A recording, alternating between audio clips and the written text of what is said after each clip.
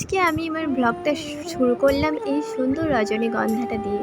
তো দেখো এই রজনীগন্ধার গাছটা হলো আমাদেরই, তো কত সুন্দরভাবে এর কুড়িটা এসেছে। Hi friends, welcome back to my daily blog channel lifestyle ও মৌদিতা। তোমাদের সবাইকে আমার ব্লগে আবার নতুন করে স্বাগত জানাচ্ছি একটি নতুন ভিডিও নিয়ে।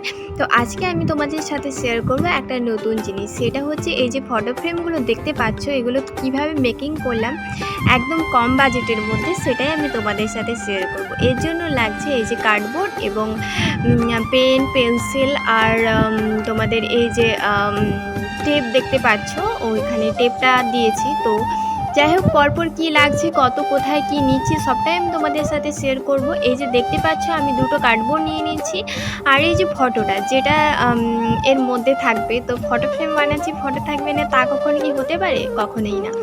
তো তার জন্য আমি এই যে দেখতে পাচ্ছ ফটো ফ্রেমটার মাপ নিয়ে, ফটোটার মাপ নিয়ে আমি এই যে দাগটা টেনে দিচ্ছি, মানে ফটোটা কতটা জায়গা নিয়ে থাকবে, কারণ এখানে কাটাকাটির অনেক ব্যাপার আছে, তাই না? তো দেখো আমি ছুরি দিয়ে এই যে দাগটা নিয়েছি, এই বরাবর আমি ছুরি দিয়ে কাটিংটা ভালো করে নিয়েছি। এখানে তোমরা যদি ছুরি ইউজ করতে না চাও, এখানে ব্লেডও ইউজ করা যেতে পারে, এবার তোমাদের যার যেরকম সুবিধা অনুযায়ী। তো আমি ফার্স্টে ছুরি ইউজ করেছিলাম, তারপরে আবার ব্লেড ইউজ করতে হয়েছিল। তো যাই হোক, ঘরোয়াভাবে আর কি হাইফাই জিনিস রাখবো, সেটা তো নয়, ঘরোয়াভাবে যেহেতু শেয়ার করছি খুব মানে কম খরচের মধ্যে, তার জন্য। আর এই যে দেখতে পাচ্ছ এই টেপটা, তো এই টেপটা দিয়ে পুরোটাই আমি ফটো ফ্রেমটাকে এই কার্ডবোর্ডটার সাথে অ্যাটাচ করে দিচ্ছি, যাতে ফটো ফ্রেমটা খুলে না চলে আসে বা নড়াচড়া না করে, একদম মানে সেফটি হিসেবে থাকে। তার জন্য আমি এই যে টেপটা আমি লাগিয়ে দিচ্ছি চারপাশে, তো চার সাইডে আমি টেপটা লাগিয়ে দিচ্ছি আস্তে আস্তে করে। টেপ লাগানো কমপ্লিট হয়ে গেছে। এবারে আমি যেই অংশটা কেটে রেখেছিলাম ফ্রেমটা, তো সেইটা আমি এখানে এর ওপরে দিয়ে দিচ্ছি। আর এই যে দেখতে পাচ্ছ, এই যে ড্রয়িংয়ের ক্ষেত্রে যে টেপটা ইউজ করা হয়, সেটাকে যে টেপটা ইউজ করে না ড্রয়িং করলে, তো সেই টেপটাই আমি এখানে ইউজ করছি। এই টেপটা আমি যখন এনেছিলাম তোমাদের সাথে একটি শপিং ভিডিওতে শেয়ার করেছিলাম। তো যাই হোক, এইটা আমি ইউজ করছি, এর কারণ এখানে আমি কোনো কাগজ দিয়ে কভার করব না। তার জন্য কাগজ দিয়ে কভার করলে অনেকটাই খাটনি হয়ে যায়, তার জন্য আমি এই টেপটাই ইউজ করছি। তো এখানে অন্যান্য কালার করা যায়, ডিজাইন করা যায়, তো তার জন্য আমি এই টেপটা ইউজ করে নিচ্ছি। এবার পুরোটা আমি আস্তে আস্তে করে কভার করে দিচ্ছি। তো দেখো, ফার্স্টে সামনের অংশটা লাগিয়ে নিচ্ছি, তারপর এই যে ধারের যে অংশগুলো যেগুলো দেখা যাচ্ছে, তো যেহেতু আমি কার্ডবোর্ড ইউজ করছি সেহেতু দেখা তো যাবেই, তার জন্য আমি এই কার্ডবোর্ডের যে অংশগুলো রয়েছে সেগুলো আস্তে আস্তে করে আমি কভার করে দিচ্ছি। তো এইভাবে তোমরা আস্তে আস্তে করে কভার করে দিও। এটার খরচ তোমাদের লেগেছে, এই যে মানে কার্ডবোর্ডগুলো দেখতে পাচ্ছ, তো ওগুলো ওই যে বিস্কিট, তারপর চিপস, এগুলোর ওই যে পেটি কাগজ হয় না, সেখান থেকে তোমরা কেটে বের করতে পারো, আর না হলে তোমরা কার্ডবোর্ড দোকান থেকে কিনে নিয়ে আসতে পারো। আমি এই পেটের কাগজগুলো ইউজ করেছি, মানে যেগুলোকে কার্টুন বলে, তো সেগুলোই আমি এখানে ইউজ করেছি আর কি।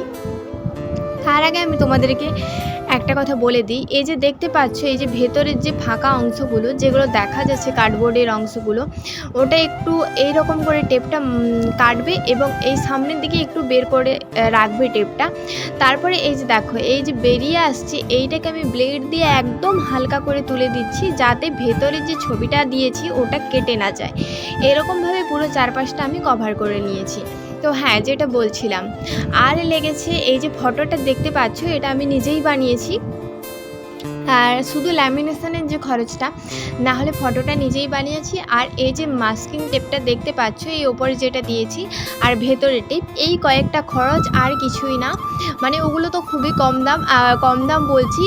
টেপটা যদি কিনতে চাও তোমরা এই মাস্কিং টেপটাই কিনতে পারো, না হলে এই যে ভেতরে একদম ফার্স্টে যে টেপটা দিয়েছিলাম সেটা তো কেনার কোনো প্রশ্নই নেই, সেটা মোটামুটি সবার বাড়িতেই থাকে, তার জন্য কিনতে হয় না। যদি না থাকে অবশ্যই কিনে নিও। তো যাই হোক, এরকমভাবে এই কটা খরচ বলতে গেলে খুব একটা আর বেশিও না কম না, কিন্তু তোমরা যদি এই ফটোগুলোকে দোকানে দিয়ে ফটো ফ্রেম বানাতে চাও, সেটা অনেকটা শৌখিন হবে ঠিক, কিন্তু দামটাও সেরকম শৌখিনই পড়বে। তো তার জন্য আমি যেহেতু বানাতে পারি, ভাবলাম যে কেন বাড়িতে বসে থাকবো, একটা ডিআইওয়াই ফটো ফ্রেম হয়েই গেল, তাই না? এবার ফটো ফ্রেমটা আমি হোয়াইট কালার করে দিয়েছি, এখানে আমি ফেব্রিক কালার ইউজ করছি। তো হোয়াইট কালার করার পরে আমার মনে হলো যে না, হোয়াইট কালারটা কীরকম দেখতে লাগছে না, তার উপরে আমি একটু ডিজাইন করি। তো আমার তো ডিজাইন মানে কোথাও যদি করতে হয় সেখানে তো আমি মহাখুশি। তো তার জন্য আমি হালকা পাতলাভাবে নিজের মন থেকে বের করে একটা ডিজাইন করে দিচ্ছি। তো এই ডিজাইনটা করার পর ফটো ফ্রেমের লুকটা কিন্তু একদমই চেঞ্জ হয়ে গেছে। তোমরা পুরোপুরি ব্লগটা দেখতে থাকো, এরপর আশা করি তোমরা দেখতে পাবে যে আগে কীরকম ছিল এবং ফটো ফ্রেমটা করার পর, ডিজাইনটা করার পর কতটা সুন্দর লাগছে দেখতে। আর হ্যাঁ, হোয়াইট কালারটা তো আমি বলেই দিলাম। আর একটা কালার হচ্ছে, আমি এখানে পিঙ্ক কালার ইউজ করছি। এটা রেড নয়, এটা হচ্ছে পিঙ্ক কালার, মানে ডিপ পিঙ্ক যেটাকে বলে, সেই পিঙ্ক কালারটা আমি ডিজাইনের ক্ষেত্রে এখানে ইউজ করছি। এখনও যারা আমার চ্যানেলটা সাবস্ক্রাইব করোনি তাদের সবাইকে আমার রিকোয়েস্ট রইল, চটজলদি আমার চ্যানেলটা সাবস্ক্রাইব করে নাও। আর ফেসবুক থেকে যারা আমার ভিডিওগুলো দেখছো অবশ্যই কিন্তু আমার ফেসবুক পেজটা ফলো করে রেখো।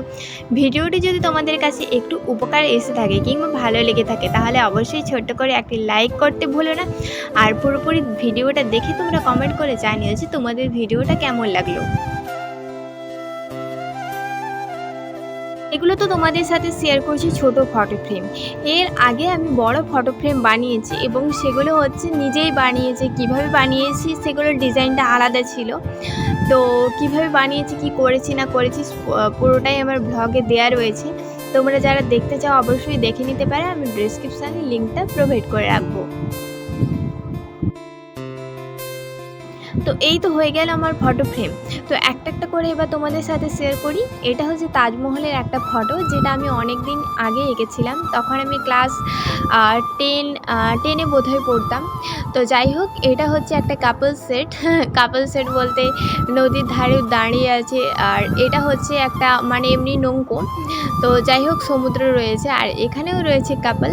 তো এটাও একটা সমুদ্রে নৌকার ওপরে দাঁড়িয়ে রয়েছে। তখন একটু এই ছবিগুলো আঁকতে ইচ্ছে হচ্ছিল, তাই জন্য এঁকে নিয়েছি। আর এখানে দুটো প্রেমিক ঘোড়া দাঁড়িয়ে আছে।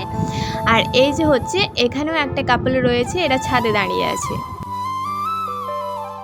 তো চলো এবার শেয়ার করা যাক আমাদের আম হয়েছে গাছে।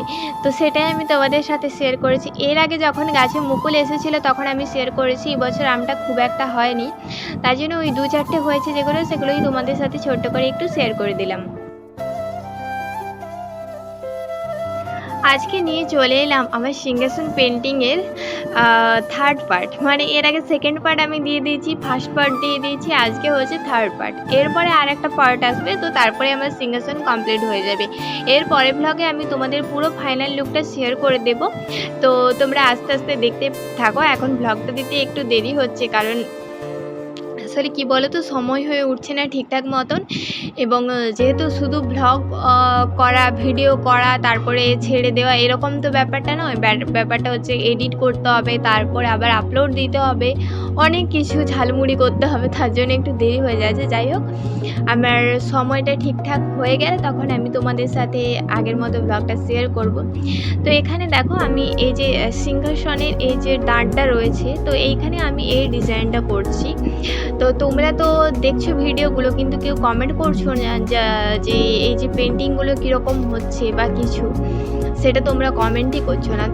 তোমাদের সবাইকেও অনুরোধ করছি, তোমরা কমেন্ট করে জানিও। খারাপ লাগলেও কমেন্ট করো, ভালো লাগলেও কমেন্ট করো, কোনো প্রবলেম নেই। বাট কমেন্ট করে জানিও যে তোমাদের কেমন লাগলো ব্লগটা, বা এই ডিজাইনগুলো তোমাদের কেমন লাগছে।